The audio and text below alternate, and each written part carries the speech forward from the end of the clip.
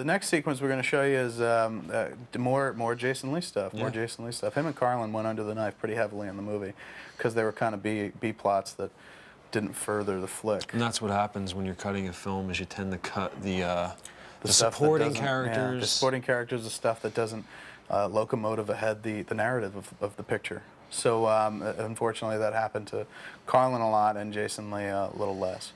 But in this sequence there's a great speech, performance of a speech that Lee gives, which is really, really wonderful. And it lasted up till the Cannes cut. And then at Cannes, when I was speaking to journalists after they saw the movie, they were saying that they really, really enjoyed the movie and liked it a lot, but they felt that that sequence really slowed the movie down. So of course, kowtowing to the critical whimsy of the journalistic, the Fourth Estate, I cut it because I have zero integrity and no backbone. So we lost it, but here you get to see it. And an even longer version. The longer version than was what it can. The original, how it was conceived, how it should have played out, how it should have been. So it's great. Jason Lee gives a fantastic reverse speech, and in rehearsals, he had the speech memorized early on in rehearsals, and I used to bring him in front of everyone else and have him do that speech as kind of like, look, see, this is what we should all be reaching for. And the cast really grew to hate Jason because of that, and that's kind of the way I like to work, to keep a lot of infighting, keep the actors fighting for my affection. And of course, he was the villain, so that probably helped a bit. That helped as well. The fact that he was supposed to be a bad guy, he's got horns, he's a devil, or he's a reindeer. I was never quite sure. Something like that. So check this out. It's really good stuff, I think. And in a perfect world where people weren't critical of long films, we would have left it in. But we didn't. Maybe you can do a miniseries version. One day. Week long, like Roots. Yeah. Or The Thornbirds. Dogma. Now there was a picture. Yes. Check this out. It's not quite The Thornbirds, but it may be Shogun. So he's a muse too? Former muse. He was kicked out. Oh, by all means, tell him, Serendipity. Tell him how I was slighted by the Almighty. You got what you deserve, you yellow shithead. Ever the fucking apple polisher. You know, I'd hoped that when you left paradise, you did it finally because you couldn't tolerate the injustice that was visited upon your own brother. He's your brother? Not technically. We were created at the same time. To complement one another. Isn't that sweet? So then what happened? Yes. What? Well, Lucifer just had to start his little war for the throne. Heaven became divided into two factions, the faithful and the renegades. Oh, the ethereal planes were chaotic with battle, angel against angel. And when it was all over, God cast the rebels into perdition. But Azrael refused to fight. He wouldn't ally himself to God or Lucifer. He remained in the middle, waiting to see who came out victorious.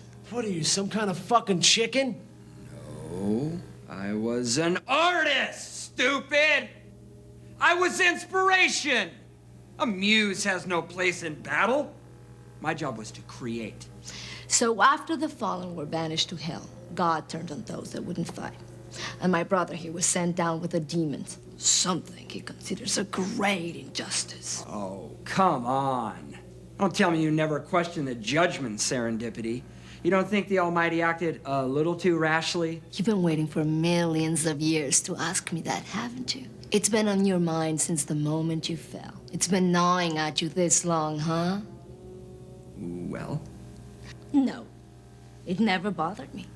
And I'll tell you why. You stood behind your office, you prick. So you were an artist. Big deal. Elvis was an artist. But that didn't stop him from joining the service in time of war. That's why he is the king, and you're a schmuck. Nice. So all this is about revenge. You're gonna unmake existence because you have a grudge against God? After the first 1,000,000 years, no. Revenge was the farthest thing from my mind. Self-preservation became my only necessity. Man, speak English! Escape, you half-wit. Escape from hell became my all-consuming reason. So I studied the religions and waited for my opportunity to present itself, which it finally did in Catholicism. Plenary indulgence. But I couldn't exercise it. Demons can't become human. No, we can't transubstantiate. But angels can. Bartleby and Loki. After that, it was a simple matter of waiting for a church to celebrate their centennial, and when that finally happened, applying some of the old inspiration tactics, I sent the pair an article laced with ideas. An incantation I picked up in the pit kept them cloaked and off heaven's radars. And aside from the triplets here and the Golgothan, no soul in hell had a clue as to what was going on. But no plan, no matter how intricate, could succeed if the Almighty was in the realm of the quick. So I dispatched him in a fairly ingenious fashion. Her. And how? That's the only thing I couldn't figure out. Oh no, I've seen way too many Bond movies to know that you never reveal all the details of your plan, no matter how close you may think you are to winning. Let's just say the Catholics have been even more helpful in ensuring my success than by just supplying the clean slate archway. The only X factor was the involvement of the last scion here. God, I can't tell you how amazed I was that somebody up there would have the balls to make a move without the Lord say so. Oh, believe me, I sweated when he stumbled upon my boys on that train. But alas, here you are. Powerless to stop the inevitable. Look, asshole. I don't know if anyone explained the rules to you, but if you succeed, everything gets blinked out of existence, even you. Human, have you ever been to hell? I think not. Did you know that once hell was nothing more than the absence of God? And if you'd ever been in his presence, then you'd realize that's punishment enough. But then your kind came along and made it so much worse. Humans aren't capable of 1/100th the evil a shitbag demon like you is.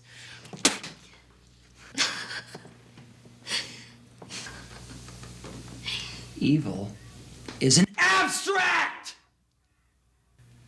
It's a human construct! But true to his irresponsible nature, man won't own up to being its engineer, so he blames his dark deeds on my ilk. But his selfishness is limitless. And it's not enough to shadow his own existence. No, he turned hell into a suffering pit. Fire, wailing, darkness, the kind of place anyone would do anything to get out of. And why? Because he lacks the ability to forgive himself. It is beyond your abilities to simply make personal recompense for the sins you commit. No, you choose rather to create a psychodrama and dwell in a foundless belief that God could never forgive your grievous offenses. So you bring your guilt and your inner decay with you to hell, where the horrid imaginations of so many gluttons for punishment gave birth to the sickness that has infected the abyss since the first one of your kind arrived there, begging to be punished. And in doing so, they've transformed the cold and solitude to pain and misery. I've spent eons privy to the flames, inhaling the decay, hearing the wail of the damned. I know what effect such horrors have on the delicate psyche of an angelic being.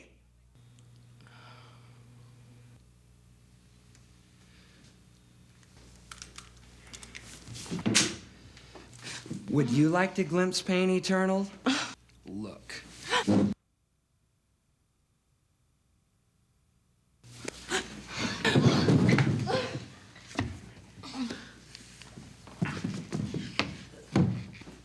I'd rather not exist than go back to that. And if everyone has to go down with me, so be it. Still thinking only about yourself, you fucking child! Now. Things are getting too intense in here.